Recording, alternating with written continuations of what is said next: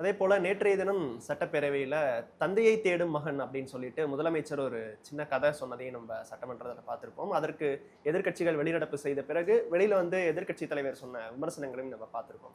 இப்ப நீங்க குறிப்பிட்டது மாதிரி அந்த வார்த்தை பிரயோகங்களை தவிர்த்துக்கலாம் நம்ம நினைக்கலாமா? கண்டிப்பா. ஏன்னா மாண்புமிகு முதலமைச்சர் விஜய் அவர்கள் சொன்ன கான்டெஸ்ட்டை இன்னொரு விதமா கூட நம்ம எடுத்துக்கலாம்.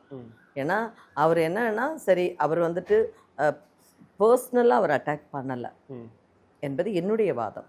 பர்சனலாக அட்டாக் பண்ணாமல், சரி, அதாவது நம்மளுடைய எதிர்க்கட்சியினுடைய தலைவர் திரு ஸ்டாலின் அவர்கள் அவங்கள கூட உங்களால் ஜெயிக்க வைக்க முடியலையேடா தம்பிகளா அல்லங்க அண்ணன்களா அப்படின்னு தான் அவர் கேட்டாரே ஒழிய, நம்ம அந்த அர்த்தத்தை ஏன் அதை நம்ம மாறி யோசிக்கணும்?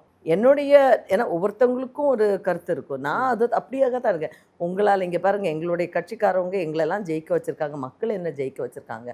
ஆனால் நீங்கள் செய்த சில தவறுகளால் உங்கள் தலைவரை நீங்களே காவு வாங்கிட்டீங்களே அப்படிங்கிற அர்த்தத்தில் தான் அவர் சொல்லியிருப்பாருன்னு நான் நினைக்கிறேன். அதை வந்துட்டு உதயநிதி அவர்களும் அதை அவர் அவர் அவர் வந்துட்டு சரி, அவரும் பொதுவாக ஏதாவது சொல்லியிருக்கான்னு தான் நினைக்கிறேன். இதை விட நம்ம விடுறது நல்லது. ஏன்னா எப்போவுமே ஒரு ஆரோக்கியமான அரசு சில விமர்சனங்களை நம்ம தவிர்த்து போயிடலாம் அப்படின்னு நினைக்கிறேன்.